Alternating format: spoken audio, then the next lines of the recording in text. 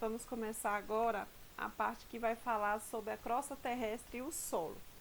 O solo ele é composto basicamente por rochas fragmentadas, matéria orgânica, seres vivos, minerais, água e ar.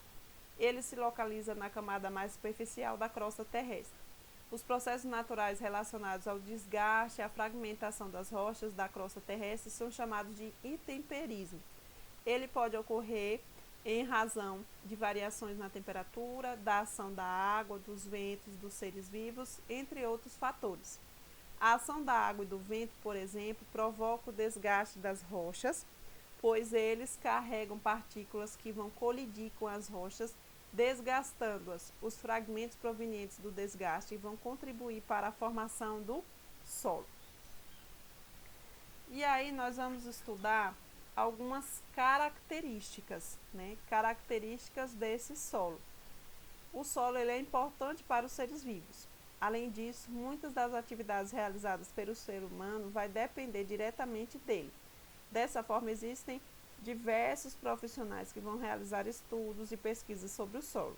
Entre eles, podemos citar os pedólogos, os geólogos, os geógrafos, os agrônomos, os engenheiros e os arqueólogos. Para que esses profissionais atuem, é necessário que eles analisem diversas características do solo, como a cor, a textura, a porosidade e a permeabilidade. A cor, os solos eles podem apresentar colorações diferentes, dependendo do principal material que vai compor. A cor do solo é uma característica facilmente observável e pode indicar alguns de seus componentes. Já a textura do solo está relacionada ao tamanho das partículas que compõem.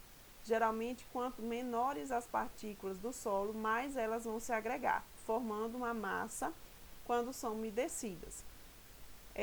Diferentes tipos de solo apresentam partículas de tamanhos variados.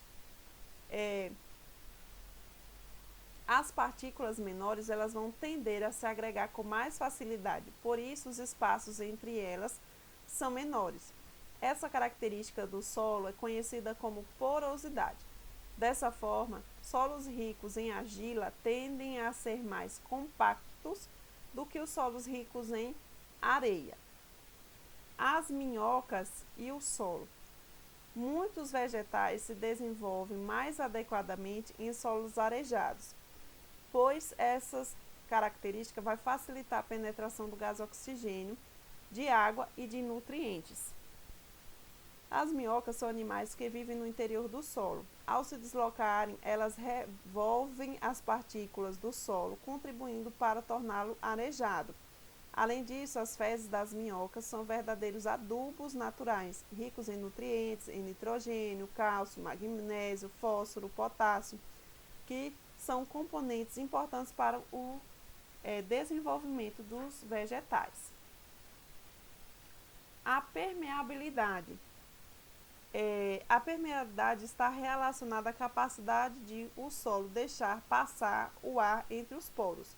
Quanto mais permeável for o solo, mais rapidamente a água vai passar pelos seus poros.